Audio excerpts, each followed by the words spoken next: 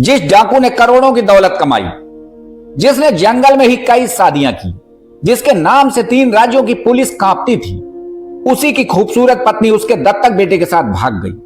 गुस्से में डाकू ने दोनों को जिंदा या मुर्दा पकड़कर लाने वाले के लिए 21 लाख रुपए के इनाम की घोषणा कर दी। मेरे श्याम का मुझे धोखे के दौलत भी ले गया, औरत भी ले गया, मुझे कोई इस बात का वो नहीं, केवल मेरे श्याम की जान भी फिर भी बची है। लेकिन इसके बाद वह ऐसा टूटा कि कुछ ही समय में चंबल का खूंखार डाकू मौत के मुंह में पहुंच गया। आज हम आपको चंबल के बीहड़ों के एक ऐसे डाकू की कहानी सुनाने जा रहे हैं जिसका नाम सुनकर कभी पूरे उत्तर भारत में दहशत फैल जाती थी। कुछ लोग उसे खौफ का दूसरा नाम कहते थे तो कुछ मौत का पर्याय। हम बात कर रहे हैं कुख्यात डाकू निर्भय गुज्जर की। तो मुलायम सिंह सरकार में सरेंडर हो, उन्हीं के चरणों में अपनी राइफल जमाई गए।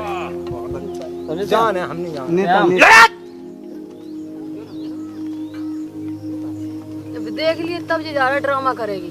निर्भय गुज्जर का जन्म उत्तर प्रदेश के जालौन जिले में हुआ था।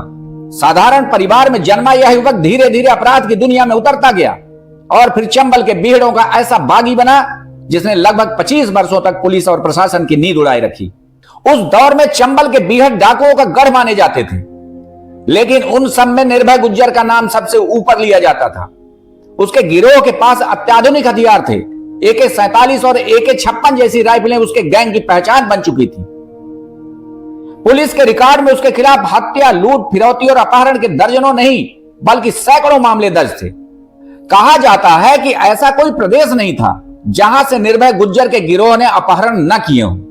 जीवन में ही मैं अगर बागपन में करता हूं तो 25 दिन के अलावा मैं अपराध अपने साथ नहीं रखूंगा, तुरंत गोली ही मार दूंगा। अगर प्रशासन मेरे पीछे पड़ा ही रहा तो कम से कम बेहमई अस्ता से ही ज्यादा ही कांड करते रहेंगे। अगर वो शांत बैठे हैं तो मैं बहुत जल्दी से जल्दी सरेंडर हो सकता हूं। अगर मेरे पीछे पड़ेंगे तो पुलिस की ताकत नहीं है जो निर्भय सिंह को दाब लें। व्यापारी, ठेकेदार, डॉक्टर, इंजीनियर, यहां तक कि नेताओं के रिश्तेदार भी उसके निशाने पर रहते थे। अपहरण के बाद मोटी फिरौती वसूलना उसका सबसे बड़ा धंधा था।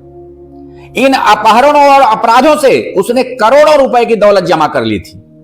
जंगल में उसका राज चलता था। उसके आदेश के बिना कई इलाकों में पत्ता तक नहीं हिलता था।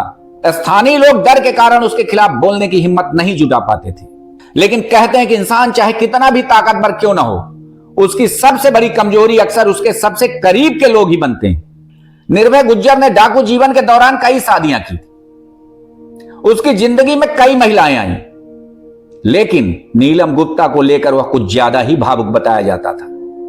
नीलम बेहद खूबसूरत थी और बीहड़ों में उसकी चर्चा दूर दूर तक होती थी। इसी बीच उसकी जिंदगी में एक ऐसा मोड़ आया जिसने चंबल के इस खूंखार डाकू को अंदर से तोड़ दिया। निर्भय का एक दत्तक पुत्र था जिसका नाम श्याम था। बताया जाता है कि निर्भय उसे अपने बेटे की तरह मानता था, उसे अपने साथ रखता था, उस पर भरोसा करता था और भविष्य में गिरोह की जिम्मेदारी भी उसे सौंपना चाहता था। लेकिन एक दिन खबर आई कि नीलम गुप्ता और श्याम दोनों गायब हैं। शुरुआत में निर्भय को लगा कि शायद कोई पुलिस दबिश या दूसरी वजह होगी, लेकिन कुछ ही समय बाद सच्चाई सामने आई और यह सच्चाई किसी भी गोली से ज्यादा खतरनाक थी। नीलम गुप्ता उसके दत्तक पुत्र श्याम के साथ भाग चुकी थी। इतना ही नहीं, दोनों ने बाद में शादी भी कर ली। यह खबर सुनते ही निर्भय गुज्जर बौखला उठा। जिस बेटे को उसने पाला था उसी ने उसकी पत्नी को अपने साथ भगा लिया था। यह सिर्फ प्यार का मामला नहीं था, बल्कि उसके अहंकार, उसकी प्रतिष्ठा और उसके वर्चस्व पर सीधा हमला था। गुस्से से तिलमिलाए निर्भय गुज्जर ने घोषणा कर दी कि जो भी नीलम और श्याम को जिंदा या मुर्दा पकड़ कर लाएगा उसे 21 लाख रुपए का इनाम दिया जाएगा। उसने अपने मुखबिरों को लगा दिया। गिरोह के लोगों को आदेश दिए गए। कई महीनों तक दोनों की तलाश चलती रही, लेकिन नीलम और श्याम उनके हाथ नहीं लगे। यहीं से निर्भय गुज्जर की जिंदगी बदलने लगी। कहा जाता है कि इस घटना के बाद वह मानसिक रूप से टूट गया था। जिस आदमी के सामने कभी लोग सिर झुकाकर खड़े रहते थे, वही आदमी अब अपने सबसे करीबी लोगों के धोखे से परेशान रहने लगा। धीरे धीरे वह नशे का आदी भी हो गया। गिरोह के कई सदस्य उससे दूर होने लगे। उसका पहले जैसा दबदबा भी कम होने लगा।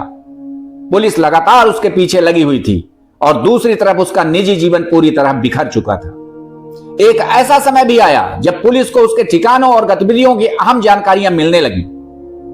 उसके गिरोह की ताकत कमजोर पड़ती चली गई। फिर आया साल 2005। उत्तर प्रदेश एसडीएफ को सूचना मिली कि निर्भय गुज्जर अपने कुछ साथियों के साथ जंगल में मौजूद है। पुलिस ने घेराबंदी की और मुठभेड़ शुरू हो गई। कभी दूसरों को मौत के घाट उतारने वाला निर्भय गुज्जर उस दिन खुद पुलिस की गोलियों के सामने था। काफी देर तक चली मुठभेड़ में चंबल का यह खूंखार डाकू मारा गया। जिस डाकू ने उसकी मौत के साथ चंबल के एक बड़े अध्याय का अंत भी हो गया। लेकिन आज भी जब निर्भय गुज्जर का नाम लिया जाता है तो उसके अपराधों के साथ साथ एक कहानी जरूर याद की जाती है। एक ऐसी कहानी जिसमें करोड़ों की दौलत थी, हथियार थे, सत्ता थी, डर था, लेकिन आखिर में एक पत्नी और दत्तक पुत्र के विश्वासघात ने उस आदमी को अंदर से तोड़ दिया, जिससे कभी पूरा चंबल कांपता था। दोस्तों, निर्भय गुज्जर की इस कहानी पर आपकी क्या राय है? कमेंट बॉक्स में जरूर लिखिएगा। साथ ही हमारे चैनल को सब्सक्राइब कीजिएगा ताकि हमारे नए नए अपडेट्स आप तक पहुंचते रहें। नमस्कार।